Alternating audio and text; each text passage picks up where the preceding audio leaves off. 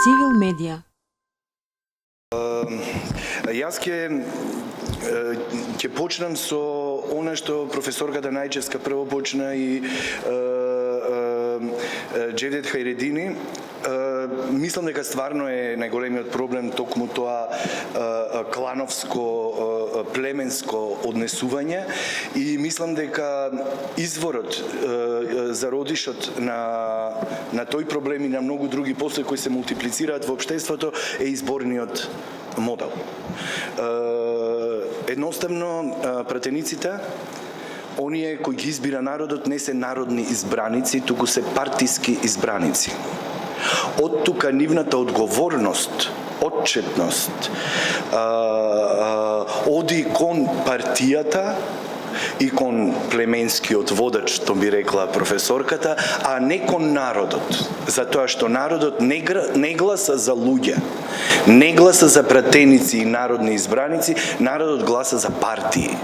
Партиите успеа да ни го абсорбираат, да го ушмукаат целото општество, да го испервертираат и да не натераат нас на коленици веќе 30 години да живееме во едни навистина страшни услови на репресија, на омаловажување, на непочитување на права, на непочитување на права, на правда, на право, на правен систем.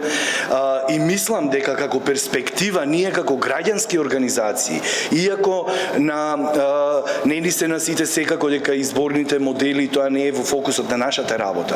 Меѓутоа, ако ние не се фокусираме и кажеме дека сите заеднички оваа година бараме прво и основно едно нешто: отворени листи на следните избори. Сакаме да гласаме за конкретни луѓе кои ќе понудат конкретни.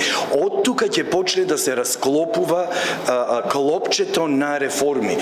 И претходно јас не можем да очекувам дека ќе има промени во системот, дека ќе има некаков буст во антикорупцијската борба, дека било каква промена, заради тоа што кај нас е изместено тежиштето на каде треба да е одговорноста, каде треба да е отчетноста, не кон партиите, туку кон оние кои ве гласаат. И мислам дека тоа е основа за да ние воопшто можеме да се надеваме дека некаква промена ќе дојде. Втората работа за која сакам да зборувам е она тука оди цело време таа една изјава од исто така од моето интервју со Цивил. Мислам дека перспективно оваа година ќе почнеме многу на очиглед да ги имаме да имаме декларативноста на политичарите, дејците и партиите. Токму она што е во таа изјава дека блокадата на ВМРО, ДПМН и на ДУИ е скандалозна, според мене, на Законот за спречување и заштита од дискриминација. Зошто е скандалозна? Заради тоа што ДУИ е партија која вика дека во корот на нејзиното дејствување и нејзината програма се евроинтеграциите. ДУИ е партија која го презеде секторот за европски интеграции и го води секторот за европски интеграции во владата на Република Македонија. ДУИ е партија која во исто време сите овие месеци додека го води секторот за европски интеграции во владата на Република Македонија, го блокира законот за кој Европската комисија вика дека е еден од условите за да се отворат преговорите.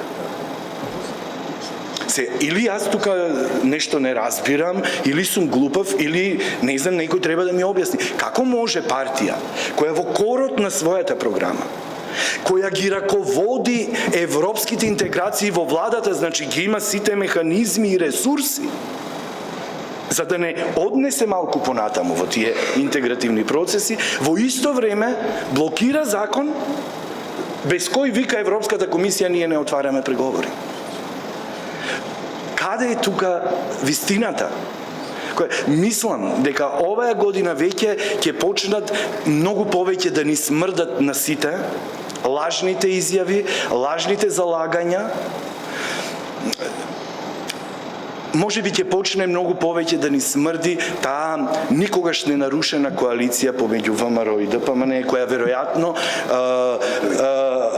ВМРО, ДПМН и ДУИ, која веројатно се базира на заедничките вредносни системи нивни.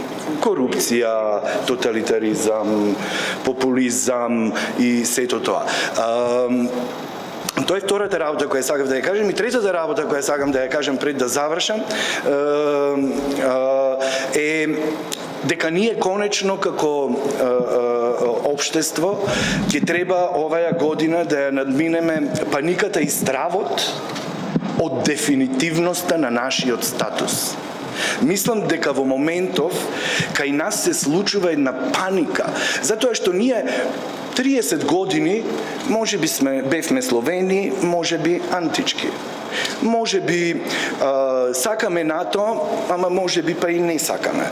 Може би сакаме ЕУ, ама може би само нешто од ЕУ, парите например, али ништо друго. No.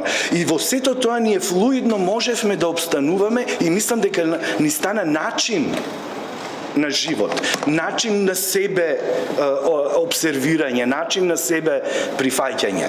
Да немаме ништо дефинитивно. Ние сега можевме да бидеме Македонија, Република Македонија, поранешна бивша, ФИРОМ, сето тоа беше флуидно и се можеше на различни начини да се кажува. Сега веќе нема. Ние сме, by the way, честито Република Северна Македонија. Честито ново име. Сега сме Република Северна Македонија, стануваме дел од НАТО, да се надеваме дека ќе отвориме преговори и ќе почнеме да се движеме кон Европската Унија и тоа подразбира едни дефинитивен статус на ова општество, на овој колектив. И мислам дека имаме голема паника и страф од тоа, не сакаме така дефинитивно да се одредиме кои сме, што сме, кај сме и каде одиме, но ќе мораме. И мислам дека сега е времето. Цивил медија.